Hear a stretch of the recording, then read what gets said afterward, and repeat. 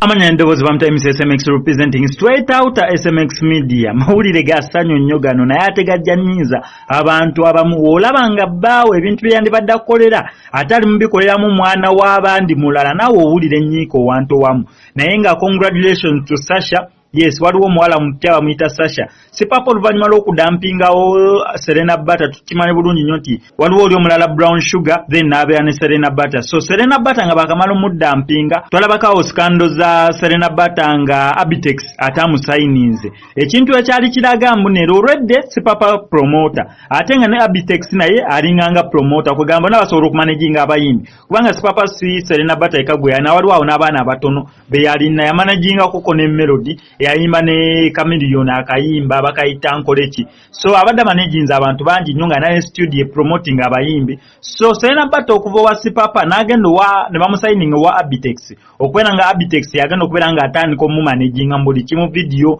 nyimba n'ebisigadde performances kyali kiraga olwedde nga ate Abitex tebakwatagana na Sipapa kyakiraga mbu waliwo separation oba obutategeeragana wakati wa Sipapa ne Serena Butter nera nga yali first move yali atwaga mbu Serena Butter ne Sipapa bandibanga baawukanye. Sipapa ngeri gyali mugagga ate munnange ebintu byabikwata mpola tamanyi nnyo okwogera naye yagamba ye yakanyanga kimnedda Serena Butter akyali wange gyali wange afuma naye nga amazima amatuufu Serena Butter kikonfamingiddwa okubeera nga baseparatinze era Sipapa nga yabadde birthday ya Shamira omuwala yeeyita Sasha naye nga amanya g'amatuufu ye Shamira. Sasha nickname amanya g'amatuufu ye Shamira mwana wattu yeyaze mu kifo kya Serena Butter nera kaakati nga ye ne Sipapa beeyisa nkuuli ekirabo kyamugondomoddeko. Of course tukimanyi bulungi mbu ne Serena Butter Sipapa yali akamuwa emmotoka ezisukka mwemu si bbiri naye engeri gye kalimbuka ekakodyo ko Sipapa nti Sipapa nawe gwennyini gwatannakwana osuubira mbu Sipapa agenda kukwana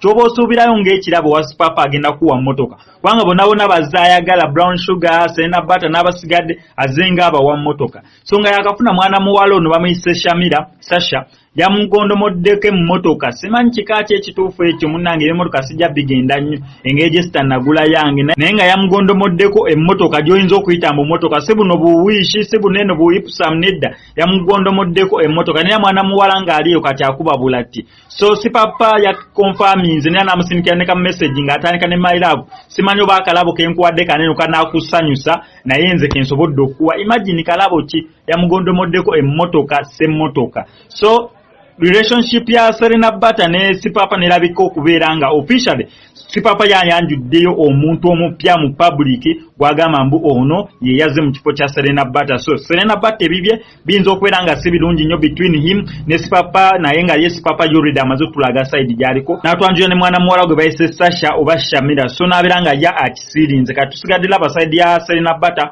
kubeera nga afunako kimu bibiri kyayogera eritte oba naye atulagayo omusajja omulala gwe yafunye oba agenda beera nga asigala ali singo naye Sipapa amaze okubeera nga akiggala ne Sasha oba omuwala gwe bayise Shamira nyanga yamuwadde n'emmotoka okubeera nga ajaguza birthday wadde tuli mu quarantine bo baspendinga cash. Amanya ndowooza nsigadde nze mu SMX representing straight out SMX media obadde agadde story yange gye nkoze kankusaba mbe subscribing okusubscribinga tewaliwo kyekukujjako tekuliwo kyekutwala just gwe genda oka red button okanyingeko subscribing oleme kumissinga story wezi tiwanini ku SMX media. MC SMX I sign out.